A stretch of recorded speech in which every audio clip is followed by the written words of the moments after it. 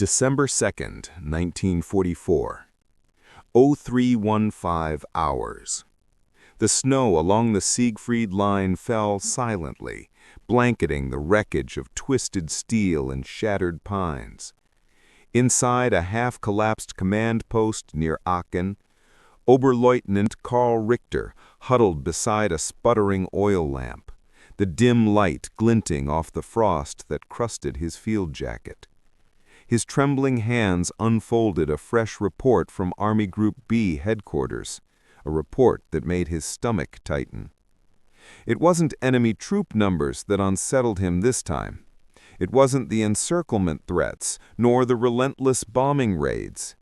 It was one line buried near the bottom of the intelligence summary. American factories now reportedly producing one M4 Sherman every 20 minutes. Richter read it twice, then a third time, blinking through exhaustion. 20 minutes? He muttered, incredulous. That couldn't be right. A tank, an entire tank, every 20 minutes? For years he'd been told America was rich, yes, but inefficient, bloated, over-reliant on machines. Surely this was propaganda. No nation could sustain such a pace. But within hours, as field reports poured in from the Ardennes, the truth began to reveal itself in the most horrifying way possible. From the fog-shrouded forests came the deep rumble of engines, not one or two, but dozens, echoing like thunder. And behind them, long convoys of supply trucks stretching as far as the eye could see. American armor wasn't trickling in, it was pouring. Corporal Mueller, manning an anti-tank gun outside Stahlberg, had been awake for 48 hours when he radioed back a simple message before his line went dead. They just keep coming. It's as if the ground itself is birthing Shermans.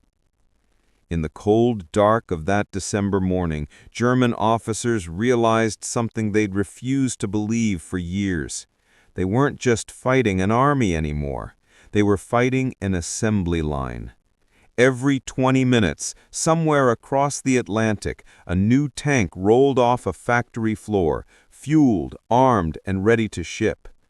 It didn't matter how many Panthers they destroyed or how many Shermans burned along the hedgerows. For every one they stopped, 3 more replaced it before the sunset. The German High Command had long prided itself on precision, tanks built like mechanical masterpieces, machines of perfection. But in this war, perfection was losing to production. As Richter crumpled the report and stared into the night, the faint glow of artillery flashes lit the horizon.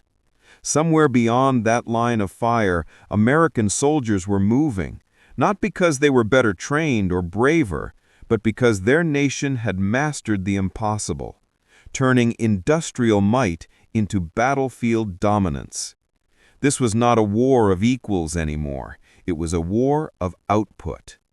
And for the first time, even the most loyal officers began to wonder, had Germany already lost, not on the battlefield, but in the factories, thousands of miles away? The gears of the American war machine were turning faster than ever. And for the men on the front, the sound of approaching engines no longer meant another battle. It meant inevitability. 2 years ago, this outcome seemed unimaginable. In 1942, while German armor prowled through the steppes of Russia and rolled across North Africa, America was still finding its footing. The country had entered the war late, and skeptics everywhere, especially in Berlin, believed the United States lacked the discipline for sustained warfare. But Hitler underestimated one thing. American industry was not just vast, it was adaptive. When President Roosevelt announced the arsenal of democracy, few outside the U.S. understood what it truly meant. It wasn't just a slogan. It was a national mobilization of engineers, factory workers, and entire cities. And at the heart of it all was a place no one expected to become the beating heart of a global war, Detroit, Michigan. Before the war, Detroit built cars, Fords, Chevrolets, Chryslers. Assembly lines stretched for miles, churning out vehicles that symbolized comfort, speed, and the American dream. But by 1942, the assembly lines no longer ended with a family sedan. They ended with something far more lethal, a fully operational M4 Sherman tank. The shift was monumental. Henry Ford's Willow Run plant, originally designed for aircraft, became one of the most astonishing production facilities in human history. At its peak, Willow Run could produce one B-24 Liberator bomber every hour. Ford's River Rouge plant followed suit, converting to tank production in record time. Factories that once made refrigerators began manufacturing tank armor. Typewriter companies produced gun sights. Children collected scrap metal while their mothers welded tank hulls. The entire nation, from the Midwest to the Pacific coast, transformed into a single coordinated machine of war. And nowhere was this transformation more visible than in the Sherman line. By late 1943, American tank production had reached an astonishing rhythm. One new Sherman every 20 minutes, day and night, across multiple plants. Unlike Germany's intricate and slow Panther and Tiger tanks, which required hundreds of man-hours and delicate craftsmanship, American tanks were built with one thing in mind: speed of production. Each Sherman was simple, standardized, and reliable. Its parts were interchangeable, meaning a damaged vehicle could be repaired in the field within hours. Germany's tanks might have been engineering marvels, but when a transmission failed, it could sideline the vehicle for weeks, if the part was even available. Meanwhile, American repair crews were replacing engines on the battlefield like mechanics in a pit stop. The German high command mocked the Sherman at first. They called it Tommy Cooker because it burned easily when hit. But what they didn't grasp was that America didn't need perfection to win. They needed volume. Where Germany built 6,000 Panthers, the United States built 49,000 Shermans. And with every tank shipped, American logistics genius ensured that spare parts, ammunition, and fuel followed behind in seamless waves. By the time the Allies stormed Normandy in June 1944, U.S. tank divisions weren't just equipped, they were overstocked. Commanders had the luxury of sending reinforcements not because they were needed, but because they could. For every Tiger on the battlefield, 5 Shermans could surround it. For every destroyed tank, another would arrive before the crew's boots hit dry land again. The German front lines began to collapse, not from lack of courage, but from sheer exhaustion, fighting an enemy that never seemed to run out.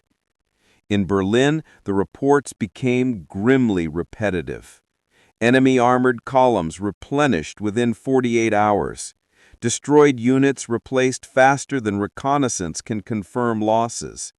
Impossible to outpace their production. Every line in those reports told the same story. America had done what Germany could not: turn its factories into weapons. And as the winter of 1944 deepened, even German officers began to speak in hushed tones about Detroit. They'd never seen it, never set foot on its assembly floors, but they understood its power.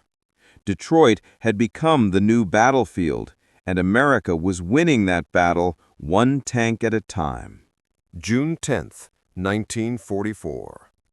Dawn over Normandy came cold and gray, a thin fog hanging above the hedgerows like a shroud. In a French village west of Carentan, Feldwebel Otto Neumann crouched in the turret hatch of his Panzer IV, scanning the fields with his Zeiss binoculars. His crew had been awake for 36 hours, moving between ambush positions, waiting for the next Allied column to advance up the road. What unnerved Neumann wasn't the enemy tanks. He had faced Shermans before, and his 75mm gun could easily destroy one with a single well-placed shot. What unnerved him was the sound. A distant, endless rumble, low and heavy, like thunder that never stopped. It wasn't just one column of tanks.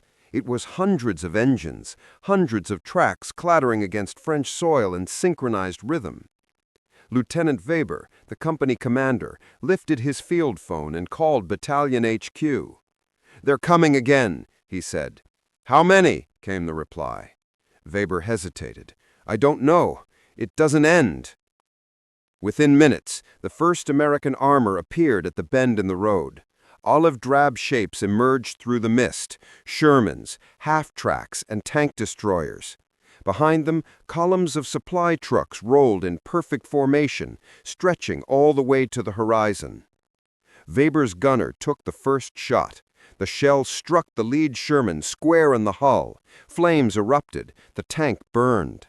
But before the smoke cleared, 2 more Shermans rolled up, guns already aimed. The Panzer reversed into cover as shells tore through the hedgerow. By noon, Weber's company had destroyed 6 enemy tanks and lost 7 of their own. They repositioned, expecting a pause, a lull, a moment to breathe. Instead, they heard the rumble again. It was another column. Fresh armor, fresh supplies. "How many do they have?" Neumann whispered. No one answered. From Caen to Saint-Lô, from the beaches to the bocage, German troops reported the same phenomenon. The Americans simply never stopped coming. For every convoy destroyed by artillery, 2 more followed. For every tank left burning, new ones appeared within hours. German soldiers began calling them Geisterpanzer, ghost tanks, because no matter how many were destroyed, they always came back. Panzer divisions that had once ruled the Eastern Front found themselves outnumbered 5-1. Field reports grew desperate. No pause in enemy movement. Continuous armor presence, day and night. Impossible to regroup. What the Germans didn't know was that behind the fog, behind the hedgerows, and beyond the Channel, there was a machine feeding all of this, a logistical miracle. Every single Sherman destroyed in Normandy was already replaced before its crew's names were even reported missing. The American system had been fine-tuned to such precision that a tank knocked out on June 10th could be replaced by June 12th, built, loaded, shipped, and delivered across the Atlantic. The secret was speed, and not just in factories. Convoys operated on schedules tighter than most railways. Shipping routes were coordinated down to the hour. Ports like Cherbourg, once captured, became mechanical extensions of Detroit and Pittsburgh. The Germans had never seen anything like it, and neither had history. By late June, Neumann and his men were exhausted. Ammunition was running low, fuel was scarce, and every move they made was watched from above by Allied reconnaissance. On June 25th, they were ordered to retreat toward Saint-Lô. As they withdrew, Neumann looked back from his turret and saw it again, the long line of amber armor cresting the hill, shimmering in the sun. "We destroyed 50 tanks this week," he muttered. His driver replied, "And they sent 100 more." That night, Neumann wrote in his field diary, his handwriting barely legible from fatigue. "This is not a war of men anymore. It is a war of factories." He didn't know it, but his words would echo the thoughts of thousands of German soldiers across Normandy in the weeks to come. By early July, the myth of German superiority in armored warfare was collapsing under the weight of sheer numbers. The Americans didn't win every battle, but they could afford every loss. And for the first time since 1939, the men of the Wehrmacht began to understand the full meaning of Roosevelt's promise. The arsenal of democracy wasn't a metaphor. It was an industrial sledgehammer. As the summer of 1944 wore on, the Allied advance across France gathered unstoppable momentum. The German army, once the most feared fighting force on Earth, found itself in retreat, battered not only by enemy fire, but by something far more relentless, the supply chain. Everywhere they turned, the Americans seemed to have everything: tanks, trucks, food, fuel, even spare parts stacked neatly in wooden crates. In contrast, German units were scavenging for gasoline, cannibalizing destroyed tanks for parts, and rationing ammunition as if it were gold dust. The Americans had turned logistics, the most boring word in military vocabulary, into a weapon.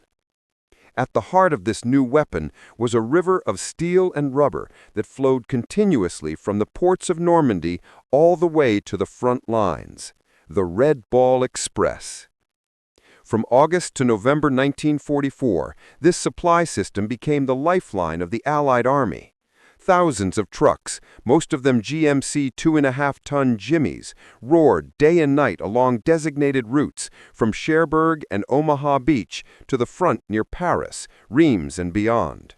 Driven by African-American soldiers who worked around the clock, these convoys operated on a 24-hour schedule. The system was so efficient that over 400,000 tons of supplies were delivered in just 3 months: fuel, rations, spare tank parts, and ammunition. To the Germans, it seemed like magic. Intelligence intercepts described the endless stream of American convoys as eine rollende Fabrik, a rolling factory. A captured Wehrmacht colonel later recalled, "They did not fight like us. They manufactured their war." Each American tank at the front was backed by a pyramid of support: mechanics, engineers, supply officers, and drivers, ensuring that the machines never stopped moving. Even tanks that were damaged were quickly salvaged, repaired, and returned to combat. This was something the German army could never replicate. Their industrial base, already crippled by Allied bombing, relied on complex production systems with limited standardization. Each Tiger tank required 300,000 man-hours to build. A Sherman took just 10,000. And when it came to fuel, the contrast was even greater. While Germany struggled with synthetic fuel from coal, a process that couldn't meet demand, America was swimming in petroleum. The U.S. produced over 200 million barrels of oil in 1944 alone.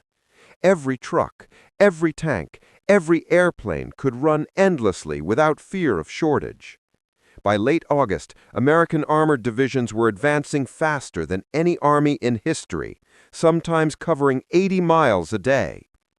When German intelligence officers tried to make sense of it, they drew maps, calculated supply rates, and concluded the same impossible thing: the Americans shouldn't be able to sustain that pace. And yet, they did. When German prisoners were interrogated near Chartres, one asked his captors a simple question: how do you keep it all moving? Your tanks, your fuel, your food, how does it never stop? The American sergeant just grinned. Because back home, the factories don't sleep. Behind the bravado, it was true. In Detroit, Chicago, and Cleveland, factories ran 24 hours a day, 3 shifts. Sparks flew, presses slammed, and conveyor belts rolled without pause. In 1944 alone, the U.S. built over 17 million tons of war material, a volume so vast it dwarfed the combined output of all Axis nations. To the German soldier on the ground, this translated into an experience unlike anything in military history. They weren't just fighting soldiers, they were fighting mass production. At the front, General Heinz Guderian, the architect of Germany's armored doctrine, summed it up bitterly in his diary. "Quantity has a quality of its own. The Americans have learned this lesson well." By autumn, the sound of the Red Ball Express became as iconic as the roar of tank engines: constant, rhythmic, unstoppable. To the men of the Wehrmacht, it sounded like defeat. By early 1944, the skies over Europe had turned into an enormous laboratory of innovation, courage, and desperation. German engineers, facing relentless Allied bombing raids, pushed their Messerschmitt Bf-109s and Focke-Wulf FW-190s to their mechanical limits. The Luftwaffe had once ruled those skies, but by now their confidence was slipping, their engines overheating, and their fuel supplies thinning. They had no idea that the true weapon threatening them wasn't just the Mustang. It was what the Mustang drank. At first, German pilots noticed something strange. The P-51s seemed faster, climbing harder, chasing them to altitudes where previously the thin air would have sapped American power. "They were suddenly on top of us," wrote one Luftwaffe pilot in his diary, dated April 1944. "We dove, they followed. We climbed, they followed. It was like their engines had found new life." That new life was 150-octane aviation gasoline dyed a vivid purple to distinguish it from regular 100-octane fuel. Behind that color was a revolution in chemistry that few soldiers understood, but every pilot soon felt. With the new blend, the Packard-built Merlin V1650-7 engine could push its manifold pressure up to 75 inches of mercury, an absurdly high rating for piston engines of the era. That meant one thing: more power, more speed, more climb. In flight tests, the Mustang's top speed jumped from 437 miles per hour to nearly 490 miles per hour in level flight. Its acceleration curve spiked dramatically, and its service ceiling rose beyond 40,000 feet. American pilots who had once struggled to chase down Bf-109s or FW-190s now found themselves hunting them with ease. "I could almost see the surprise in their maneuvers," said Lieutenant James Goodson of the 4th Fighter Group. "They dove thinking they could escape, but I just kept closing in." At Wright Field in Ohio, engineers couldn't believe the numbers they were recording. The on-gone mythical supercharger lag of the Merlin was now almost gone. And while the Germans relied on synthetic fuel made from coal, with octane ratings barely above 87, the Allies were flying with the purest, most potent blend ever produced. Each drop of that 150-grade fuel contained the equivalent of chemical innovation, logistical mastery, and industrial power that the Axis simply couldn't replicate. The process that made it possible, Eugene Houdry's catalytic cracking, had given the Allies the ability to mass-produce high-performance fuel without relying on natural petroleum sources. And yet the genius of this transformation wasn't just chemical. It was strategic. General Jimmy Doolittle, yes, the same man who led the legendary Tokyo raid in 1942, had pushed hard for the adoption of 150-octane fuel across all Allied air forces. He understood something few generals did, that air superiority wasn't just a matter of aircraft design, but fuel chemistry. Doolittle convinced the War Department that the cost and risk of mass conversion were worth it. And he was right. By May 1944, squadrons of P-51 Mustangs were escorting bombers deep into Germany, striking targets previously unreachable. Their Merlin engines, roaring with purple-fueled fury, shredded the Luftwaffe's defensive formations. The tide had turned, not just through courage, but through combustion. From that point on, wrote aviation historian Martin Caden, the Luftwaffe was doomed. It wasn't a matter of bravery anymore. It was physics. The Germans tried to respond with desperate measures, adding methanol water injection systems to boost horsepower, developing new variants of the Bf-109 and FW-190D, but every fix introduced new problems: overheating, engine wear, mechanical failures. They were fighting chemistry with mechanics and losing. Meanwhile, the Allies were pumping 53 million gallons of the Purple Miracle into their tanks, fueling the greatest wave of air dominance the world had ever seen. From the dogfights over Berlin to the strafing runs at Normandy, the P-51's roar became the sound of victory. The story of the 150-octane revolution didn't end with victory. In fact, it quietly shaped the technological foundation of post-war aviation. The shift from 100 octane to 150 octane wasn't just a wartime miracle, it was a glimpse of the future. Engineers had learned that engine performance wasn't limited by mechanical design alone. It was the engine, the fuel-air relationship, the energy density, and the anti-knock capacity that unlocked true potential. For decades, scientists had viewed gasoline as a constant, but World War II proved it could be engineered, tailored to machines, missions, and climates. That realization changed everything. When the war ended, the Allies not only had won the skies, they had mastered the science of energy. The same research that produced 150-octane fuel led directly to post-war breakthroughs in jet propulsion, refinery optimization, and even the early stages of space fuel chemistry. But for the men who lived it, the legacy was far more personal. Pilots like Clarence Anderson and Chuck Yeager would later recall how the P-51 felt almost alive under their hands, how it climbed like a rocket, how its engine seemed unbreakable, and how the sound of that Merlin on purple fuel could both terrify and inspire. And for the Germans who faced them, the memory was equally haunting. Luftwaffe ace Günter Röhl once admitted, "When the P-51s came, we knew the end had begun. They could fly higher, faster, longer. It was no longer a fair fight." The irony is striking. The most devastating aerial victories of World War II didn't come from a new weapon, a new plane, or a secret radar. They came from something as ordinary, yet as extraordinary, as gasoline.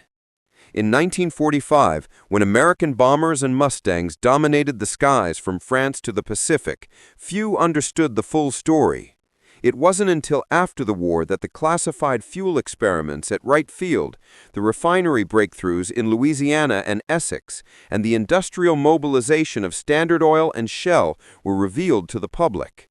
Historians now call it the chemical front of World War II, a silent war fought not with bullets, but with molecules.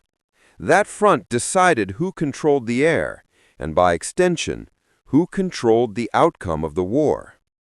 Even today, aviation historians revisit those laboratory notes and test reports with awe. The sheer complexity of producing high-lead, high-octane fuel in wartime conditions remains one of the great achievements of industrial history.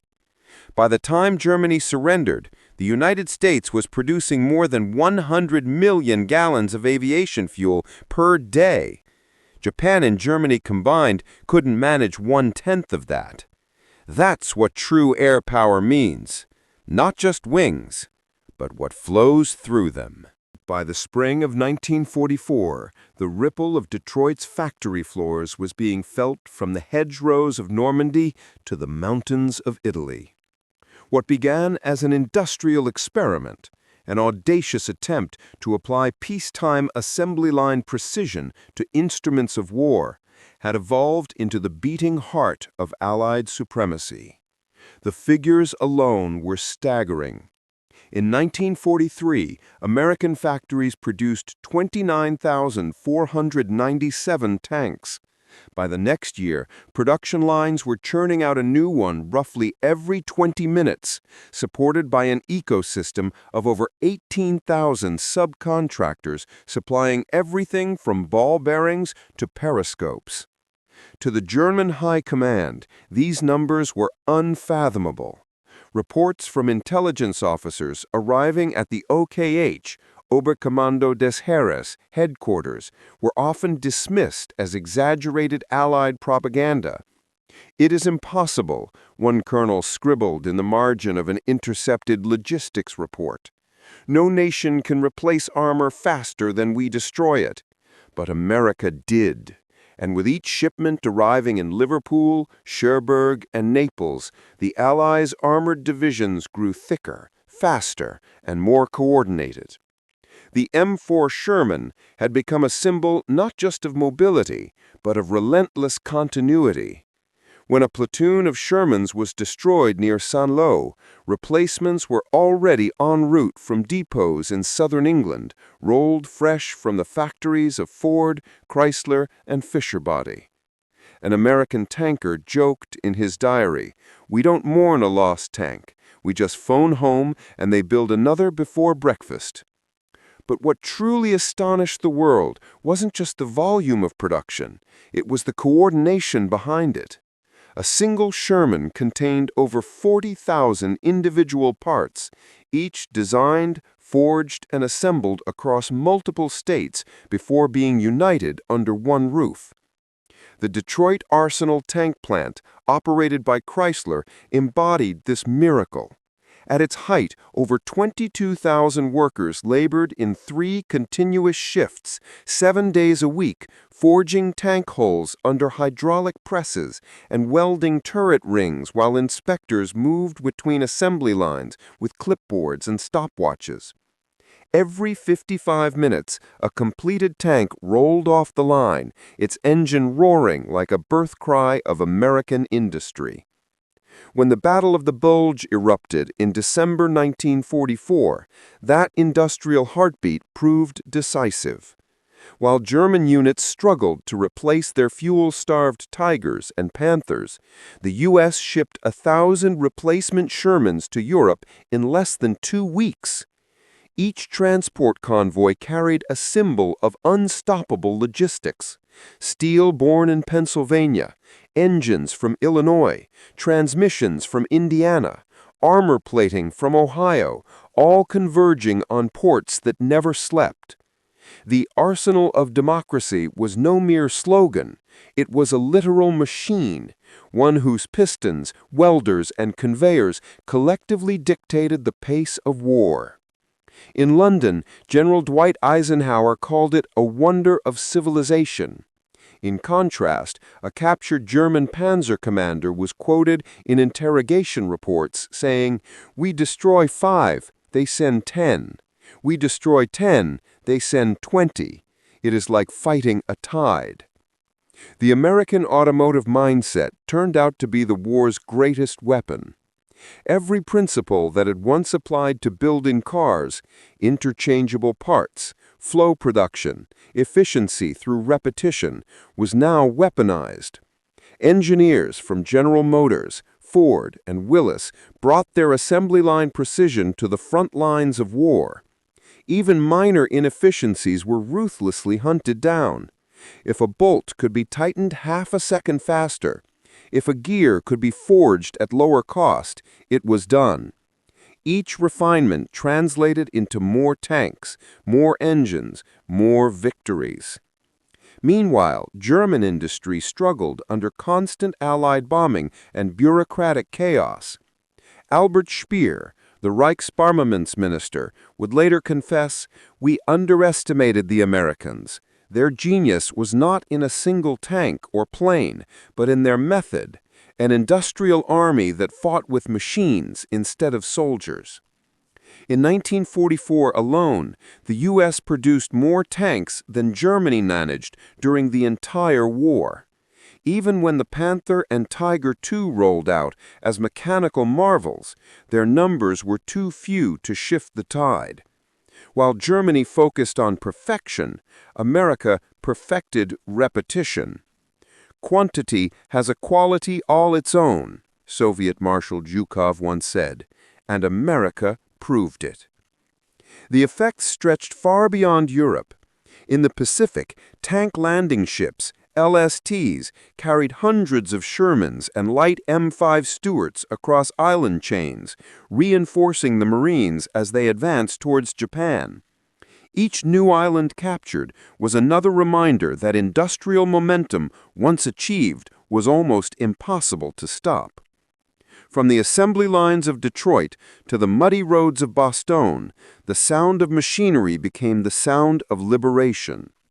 Soldiers on the front could tell when replacements were coming, not by radio, but by the distant rumble of ship convoys unloading steel giants onto French docks. American war production had not only supplied the U.S. Army, it had supplied an idea. that modern war would no longer be won by generals, but by engineers, workers, and the endless rhythm of the factory floor. By March 1945, the German army no longer fought the Americans as men. They fought the idea of infinity. What had once been a war of steel and courage had transformed into a war of arithmetic, one in which German soldiers already knew the sum before the battle began. In the forests of western Germany, near the town of Rimingen, Sergeant Karl Vogt of the 11th Panzer Division stood beside the blackened hull of a destroyed Panther. Its gun barrel drooped downward, melted from overuse, its engine silent. Around him, the horizon vibrated, not from artillery, but from the unbroken hum of American convoys arriving from the west. Truck after truck, tank after tank, each marked with a white star, rolled forward without pause. Vogt wrote in his final letter home, "They move like a river of iron. We cannot stop the river. We can only drown in it." Across the front, similar letters echoed the same despair. Reports intercepted by Allied intelligence revealed that German morale was collapsing faster than their front lines. No amount of propaganda could conceal what they saw with their own eyes. America's war machine was bottomless.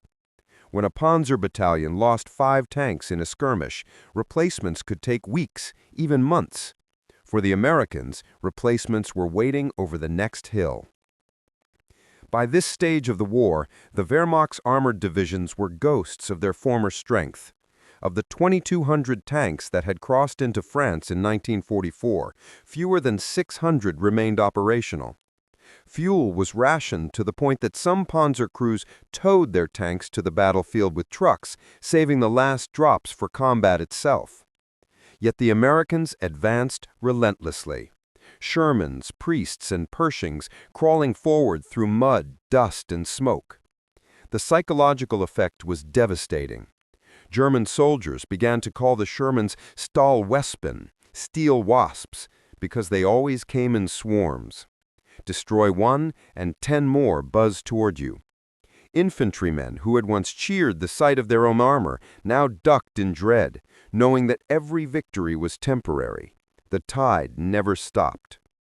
Even seasoned officers were shaken. Colonel Ernst Barkmann, one of the most skilled Panzer commanders of the war, wrote after being captured, "We fought like hunters, they fought like farmers. When we killed one, they harvested 10." To the Germans, America's logistical miracle defied logic.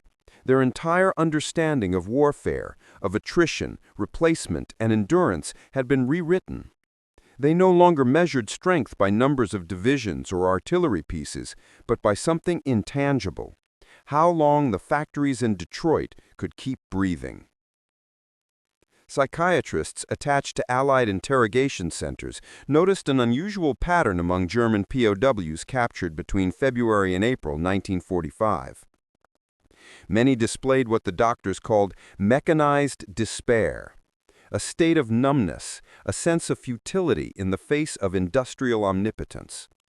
One report described a captured Panzer gunner who stared silently at the camp's motor pool for hours before whispering, "They have more trucks here than we had tanks in France." Another POW, interviewed at a temporary camp in Reims, said with haunted eyes, "It was not the bombing, not the tanks, not even your air power. It was the noise, the endless sound of engines. You never stopped." The sound of engines.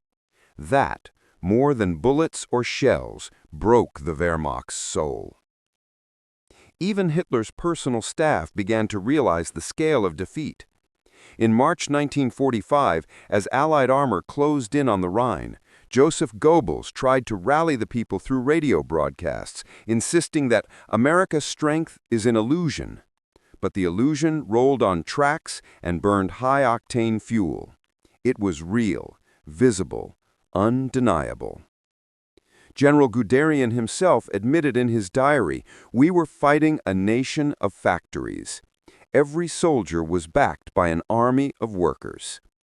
That statement captured the essence of Germany's final months, a battlefield where courage was measured not in valor, but in output, where the clatter of assembly lines thousands of miles away decided who lived and who died. By April, when the Allies surged across the Elbe, German resistance disintegrated. Entire panzer brigades surrendered with their tanks intact, their crews simply unwilling to fight a foe that could not run out of steel. The once proud armored legions of Germany, the heirs of Blitzkrieg, were undone not by superior tactics or technology, but by production speed. And as surrender swept through the ranks, the psychological toll became irreversible. Soldiers whispered that America didn't just win battles, it manufactured them.